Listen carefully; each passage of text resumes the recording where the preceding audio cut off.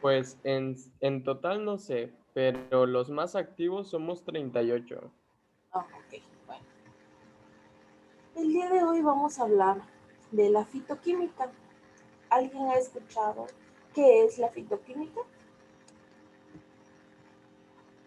Bueno, si nadie ha escuchado, pues esta es una disciplina que tiene pues como el objetivo el aislamiento, análisis, purificación, elucidación de la estructura y pues, las características de la actividad biológica de todas las diversas eh, plantas y sustancias producidas por los vegetales. Estas sustancias fitoquímicas son esos compuestos producidos por las plantas y las cuales encontramos pues en las frutas, en las verduras, en los granos y en la diferente diversidad de plantas. Se cree que pues algunas de estas sustancias fitoquímicas pues van a proteger a las células del daño que pueden determinar la enfermedad, por ejemplo, del cáncer, ¿no?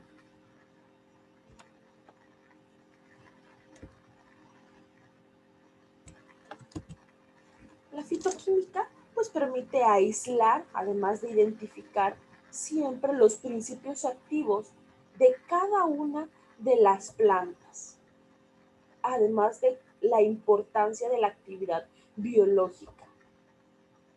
En el caso aplicado pues a las plantas medicinales. Además de que por el potencial que pues, se presenta en estos metabolitos, algunas investigaciones no solo se han dirigido a esa evolución de la estructura química y a esa evaluación de su actividad biológica, sino que mediante pues, ensayos que se han hecho, se ha ido hacia la obtención por cultivos in vitro.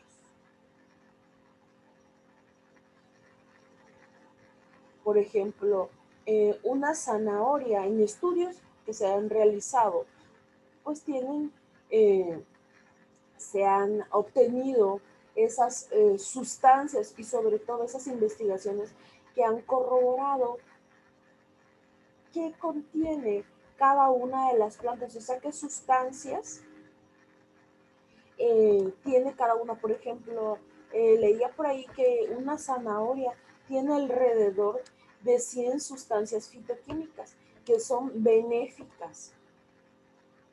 Y la manera en que, por ejemplo, se emplea la zanahoria tiene un principio activo distinto o un fin distinto con base a esa aplicación. No es lo mismo a que la consumas cocida, a que solo la laves y la rayes, a que la consumas en rodajas, a que la consumas curtida, a que se consuma ya con alimentos.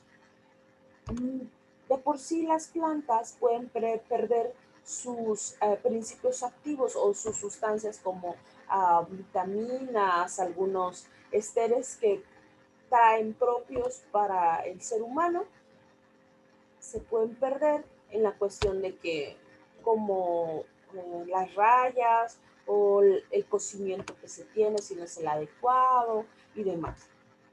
Pero en cada una, dependiendo su consumo, dependiendo el fin que se tiene terapéutico, pues es lo que se debe de tomar en consideración, ¿no? Dentro de esas funciones de la fitoquímica, la primera es ayudar a detener pues, la formación de las sustancias que pueden causar cáncer, ¿no? Además de que bueno, ayuda a evitar que las sustancias cancerígenas pues ataquen a las células. Además de que ayudan a esas células a determinar y sobre todo a eliminar todos los cambios similares al cáncer.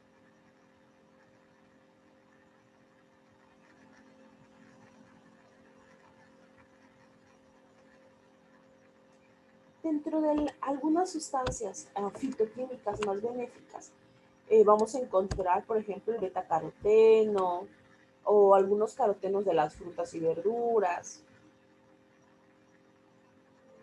En el vino tinto vamos a encontrar, por ejemplo, el resveratrol, o por ejemplo en el té,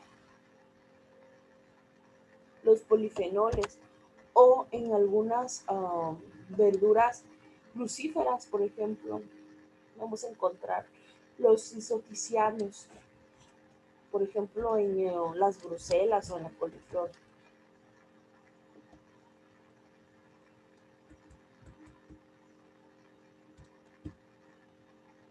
Aunque bueno, sin embargo, no es como estrictamente que se tenga que consumir, por ejemplo, que tengamos que tener una ingesta en porciones exclusivas y que yo te diga, a ver, tienes que consumir demasiados frijoles o demasiadas frutas o demasiados granos y que con esto vas a eliminar la posibilidad de contraer alguna enfermedad, no sé, como cáncer, pero que sí durante la medicina tradicional esta fitoquímica se puede emplear para que firmemente vaya a sustentar con base a sus compuestos y principios activos una vida más saludable y que con esa variedad de frutas y verduras que se tiene y de plantas, incluyendo el fruto, ¿mande? ¿Mande? ¿Alguien habla? Incluyendo el fruto, las hojas, el tallo, y dependiendo su uso pues, medicinal, claro, vas a traer consigo pues beneficios, ¿no? Es decir, llevando a cabo pues con base a estos diferentes eh, conglomerados, pues bueno, una fitoquímica más que nada saludable y por ello pues es importante las funciones que debemos de conocer. Primero, pues los antioxidantes. Estos van a proteger las células del cuerpo de los radicales libres, es decir, esas moléculas inestables que se creen durante las funciones normales de las células. Además de la contaminación, la radiación, el humo del cigarro, algunos herbicidas que pueden ser creadores pues, de esos radicales libres en el cuerpo, ¿no? Por ejemplo, los carotenoides que le dan color a la naranja, a la zanahoria, al melón, a la papa, el zapallo y, por ejemplo, a los albaricotes y que podrían ayudar pues, a reducir el tener cáncer, ¿no? O, por ejemplo, otra de las funciones que son las antiocinas, que le dan ese color oscuro a las uvas o a los arándanos, o arándanos rojos o frambuesas, que van a tener esas propiedades antiinflamatorias o antitumorales. O los que son de sulfuro, como el ajo y la cebolla, y que estos ayudan a fortalecer el sistema inmunitario, ¿no?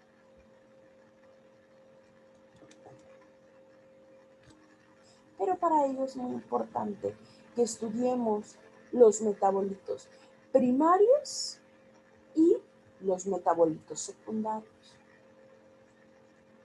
Al hablar de metabolitos primarios, nos vamos a referir a esos procesos químicos que van a comprender en cada una de las plantas, pero que sobre todo debe llevar a cabo pues para sobrevivir y reproducirse. Es decir, desde esa actuación de la fotosíntesis, ¿no? Y que va a convertir pues ese hidrato de carbono inorgánico del aire en compuestos orgánicos o bien energía química.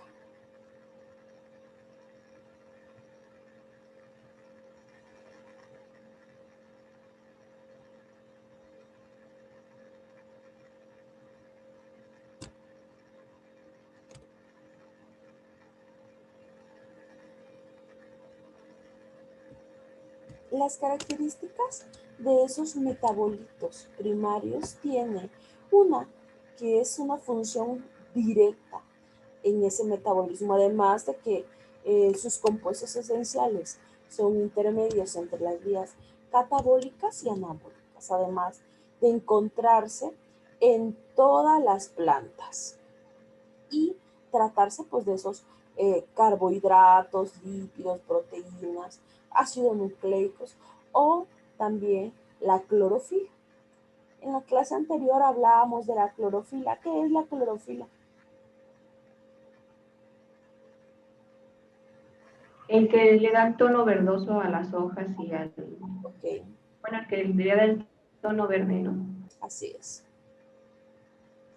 Entonces, pues ese metabolito primario que va a comprender todos esos procesos químicos que cada planta, ya les dije, va a llevar a cabo, tanto para sobrevivir y reproducir su actuación,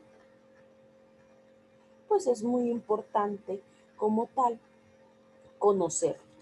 Y dentro de, dentro de estos compuestos químicos de este metabolito primario, es muy importante pues tener en cuenta esa estructura cíclica de las hojas, es decir, se debe a ese compuesto, al comportamiento químico que implica al carbonilo y ese hidroxilo alcohólico, ¿no? Tener en consideración este compuesto y que de él va a partir cada una de cada una de esas estructuras en función para esos compuestos que son de vías catabólicas y anabólicas en todas las plantas y de las cuales vamos a hablar en cuestión de saber acerca de cuáles contienen lípidos, proteínas, carbohidratos, ¿no? Y así, de esa misma manera, vamos a tomar en consideración, pues eso también, esos metabolitos secundarios. ¿Qué son los metabolitos secundarios? Estos metabolitos secundarios se les conoce ese conjunto de esas reacciones químicas que pueden realizar pues las células de todos los seres vivos para sintetizar algunas sustancias que son un poquito más complejas a partir de otras que son más simples. Al igual de las plantas o organismos autótrofos, además de que este metabolismo primario ya presente, como dijimos, para producir y acumular, pues los compuestos de la naturaleza química diversa. Mientras que estos metabolitos, compuestos derivados del metabolito secundario, se van a denominar como tal, pues metabolitos secundarios y que se van a distribuir en varios grupos taxonómicos que vamos a estudiar ahorita, de los cuales van a desempeñar pues funciones que se van a caracterizar por sus diferentes usos y aplicaciones, tanto en medicamento, en la herbolaria, en algunos insecticidas, o bien perfumes o colorantes.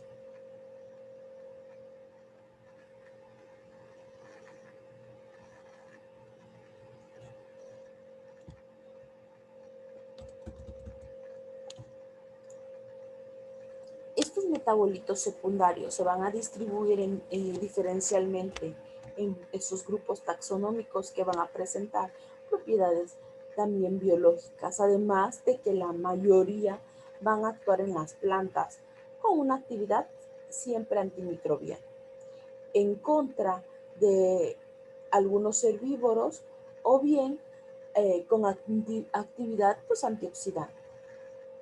Además de que aunque no aparecen en ese proceso fotosintético de manera directa,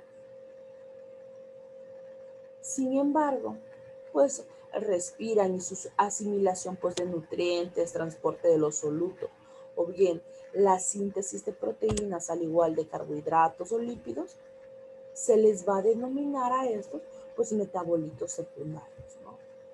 Y que dentro de las características pues sintetizan en pequeñas cantidades y aunque no de forma generalizada, estando siempre a menudo su producción restringida a un determinado número de plantas, familia o bien inclusive algunas especies.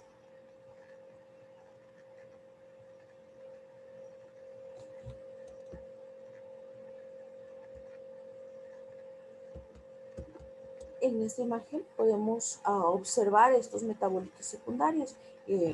Hablamos de los compuestos fenolíticos, fragmentado homolítica, y se habla igual sobre estas nomenclaturas, ¿no? Y para ello vamos a empezar a estudiar cada uno de estos.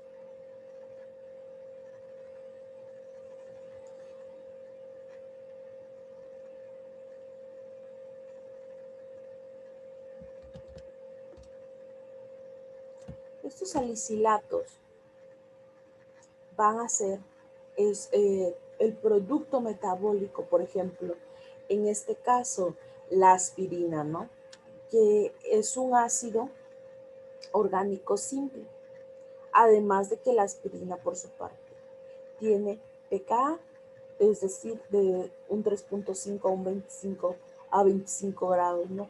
Además de que tanto la aspirina como los salicilatos sódicos son igualmente efectivos en antiinflamatorios, aunque también, por ejemplo, otro de los usos de las aspirinas es que se puede utilizar como analgésico, ¿no?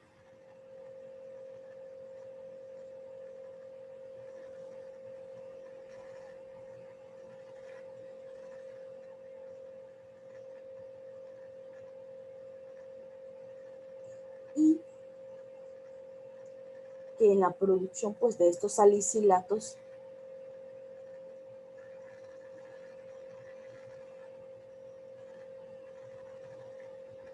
de donde se extraen en sí, pues de cada una de las plantas, van a existir siempre esos factores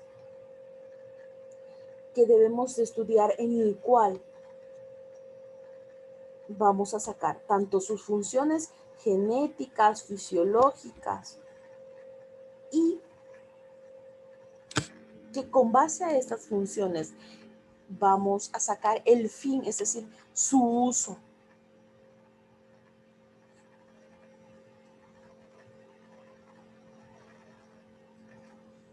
Además de que, bien, estos salicilatos durante las reacciones químicas de esa fotosíntesis, por ejemplo, de la aspirina, se va a considerar se considera un esterificando, es decir, ese ácido salicílico es tratado con anhídrico acético, que es un compuesto derivado pues, de un ácido, lo que hace que el grupo de alcohol de los salicilatos se convierta en un grupo acetílico, ¿no?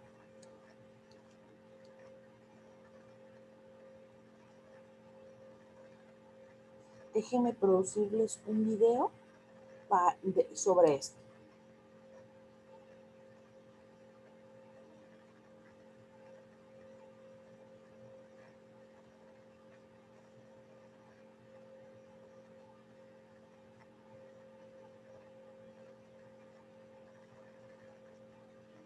Por ejemplo, ¿dentro de qué plantas aproximadamente podemos hablar de que contienen, no sé si han escuchado, pues esto, de los salicilatos?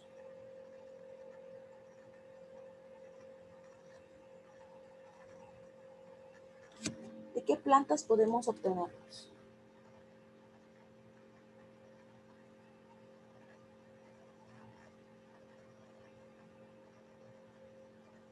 Chicos, ¿siguen ahí? Ah, Sí, Miss, aquí seguimos. ah, Sí, profesora.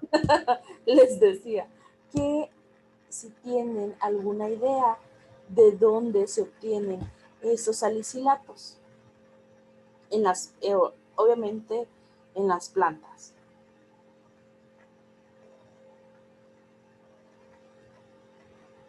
¿Tienen alguna idea? No. En el jengibre, ¿En dónde? en el jengibre, Pero mayormente, bueno, sí, sí está ahí, pero que está presente en todo este ácido salicílico. Si habláramos desde cómo se obtiene, está compuesto, está presente, perdón, en todos esos órganos vegetales. Simple y sencillamente, con base a su uso y al tipo de extracción, es que también se obtiene, además de que, bueno, este compuesto fenolítico va a desempeñar siempre un papel pues muy importante y fundamental en esa regulación de ese crecimiento y, por ejemplo, también en el desarrollo y también en las interacciones que tiene la planta con algunos otros organismos patógenos. Y como les decía hace un rato, también actúan de manera de protectora o defensor hacia algún tipo de eh, organismo que pueda causar daño. Por ejemplo, si hablamos de la temperatura o en los cambios de clima que ocasionan esa sequía, o si habláramos de los cambios que ocasionen alguna inundación o alguna salinidad, ¿no? Que va a actuar siempre como protectores.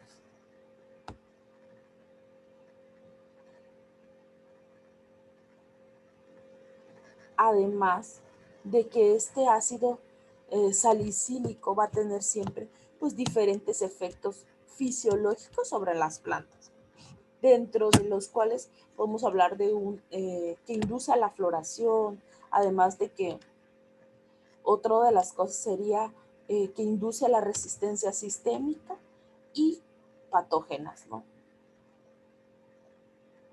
Que son una de las funciones más importantes. De este compuesto de salicilatos naturales se deriva para su uso como, ¿cómo les puedo explicar? Como nomenclatura, se utiliza algunos compuestos de el cual se procesa y hace su obtención hacia el ácido acetilsalicílico. Se puede utilizar de manera natural, como algunos tés, algunas infusiones, o bien ya de manera compuesta como medicamento, ¿no? Si habláramos de los flavonoides,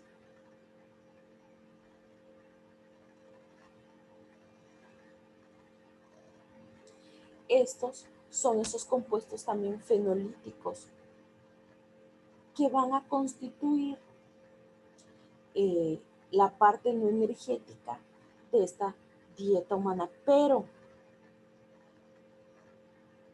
que se encuentran pues en esos vegetales, en granos, en verduras, en frutas, presente en el garbanzo, y que van a actuar de forma similar a los estrógenos, es decir, esa hormona que puede influir en el riesgo de tener pues algún tipo de cáncer. Por ejemplo, no sé, si habláramos de mama, y que depende, por ejemplo, en este caso del estrógeno para crecer, ¿no?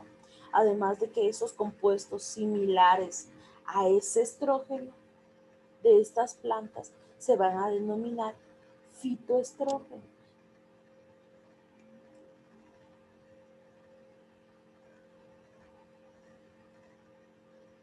Y que aunque bueno, sin embargo, la mayoría de estos fitoestrógenos, en este caso, al referirnos ya en sí de la planta, aunque tengan alguna actividad muy débil estrogénica, cuando esa sustancia débil es similar a algún estrógeno, pues va a reemplazar esa posición natural del cuerpo. Así, pues esa sustancia débil puede actuar como un antiestrógeno relativo, es decir, que si se consume periódicamente, pues puede ayudarte, pues más que nada a reducir o bien a prevenir. En este caso, si hablábamos, como les decía hace un rato, ¿no? Células cancerígenas.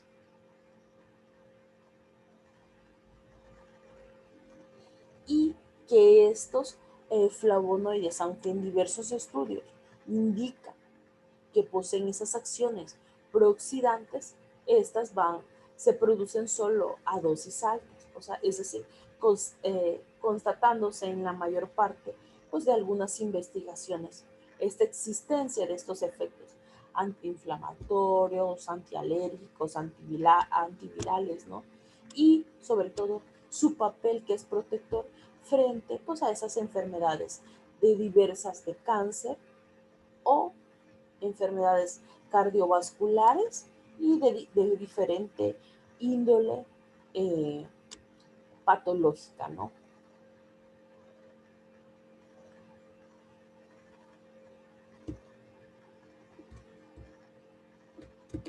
¿Qué son los mucílagos? Bueno, los mucílagos son esa sustancia vegetal que es de manera viscosa y que también es una solución acuosa espesa de alguna goma o dextrina utilizada para suspender pues, las sustancias insolubles y para aumentar pues esa viscosidad. Estos son análogos por su composición o sus propiedades. Y la vamos a encontrar pues en las algas, en la semilla de lino, linaza o las semillas de chía. ¿Alguna vez han puesto la semilla de chía en agua? Bueno, si nunca la han puesto, háganlo y van a observar que al colocar esa semilla de chía en agua, les empieza a salir como unos pelitos, se empieza a poner babosito.